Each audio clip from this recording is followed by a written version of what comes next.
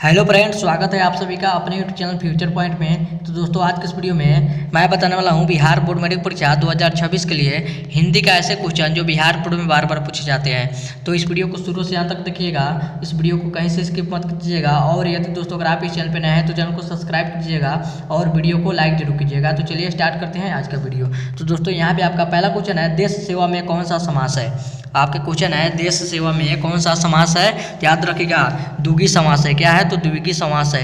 यहाँ पे आपका बी ऑप्शन राइट आंसर होगा।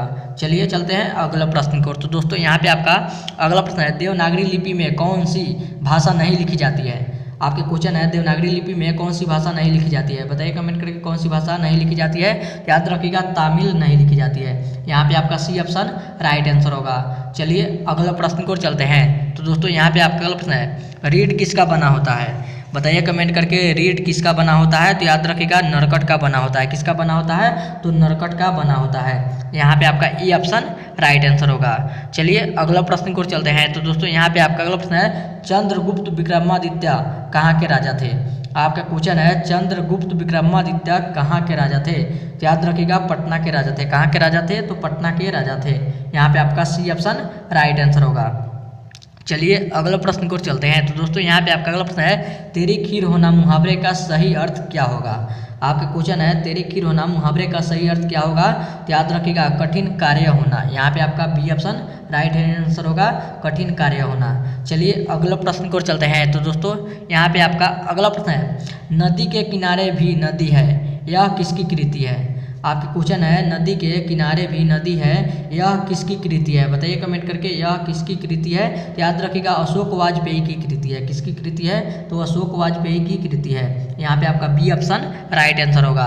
चलिए अगला प्रश्न को चलते हैं। दोस्तों, यहाँ पे आपका अगला प्रश्न है, मछली कहानी किस वर्ग की है।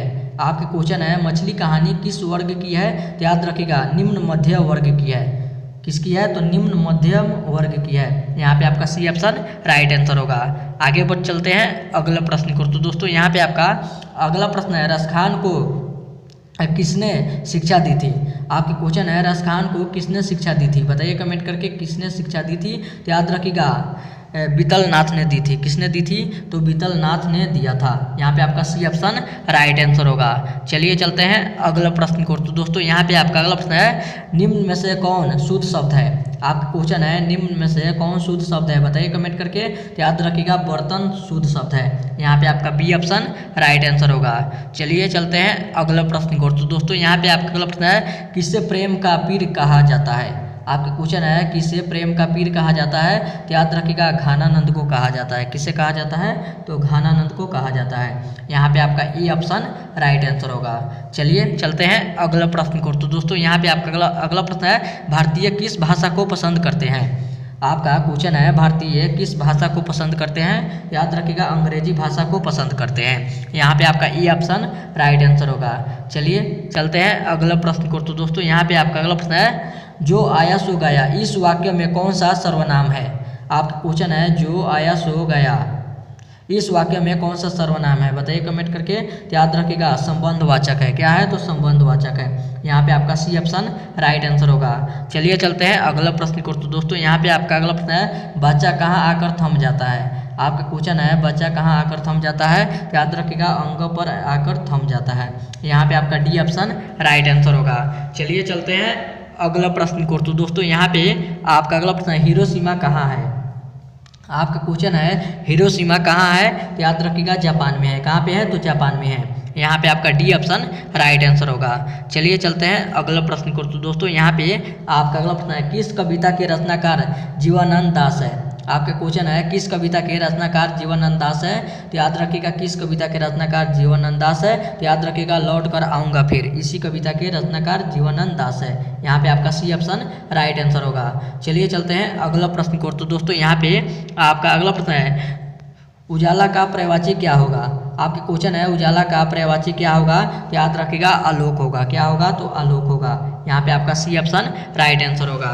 चलिए चलते हैं अगला प्रश्न को। तो दोस्तों, यहाँ पे आपका अगला प्रश्न, ईश्वर पेटलिकर की कहानी कौन सी है। आपके क्वेश्चन है ईश्वर पेटलिकर की कहानी कौन सी है, बताइए कमेंट करके कौन सी है। तो याद रखिएगा माँ कहानी है। कौन सी है, तो माँ कहानी है। यहाँ पे आपका बी ऑप्शन राइट आंसर होगा। चलिए चलते हैं अगला प्रश्न को। तो दोस्तों यहाँ पे आपका अगला प्रश्न है मेघदूत का जर्मनी में अनुवाद किसने किया। आपका क्वेश्चन है मेघदूत का जर्मनी में अनुवाद किसने किया, बताइए कमेंट करके मेघदूत का जर्मनी में अनुवाद किसने किया। याद रखिएगा मैक्स मुलर ने किया। किसने किया, तो मैक्स मुलर ने किया। यहाँ पे आपका सी ऑप्शन राइट आंसर होगा। चलिए चलते हैं अगला प्रश्न को। तो दोस्तों यहाँ पे आपका अगला प्रश्न है कौन छोटे नख पसंद करते हैं। आपके क्वेश्चन है कौन छोटे नख पसंद करते हैं। तो याद रखिएगा दाक्षिणात्य छोटे नख को पसंद करते हैं। यहाँ पे आपका ई ऑप्शन राइट आंसर होगा।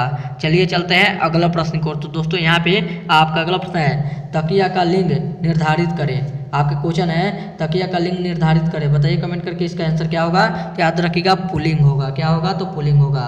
यहाँ पे आपका बी ऑप्शन राइट आंसर होगा। और ये था आपका वीडियो का लास्ट क्वेश्चन। अब वीडियो यहीं पे खत्म करते हैं। उम्मीद करते हैं वीडियो आप सभी को बहुत ही अच्छा लगा होगा। तो इस वीडियो में जाते जाते इस वीडियो को जरूर एक लाइक कर दीजिएगा और चैनल पर नए हैं तो चैनल को सब्सक्राइब जरूर कीजिएगा। तब तक मिलता है अगला वीडियो में, तब तक bye bye, thank you for watching. मिलते हैं अगले वीडियो।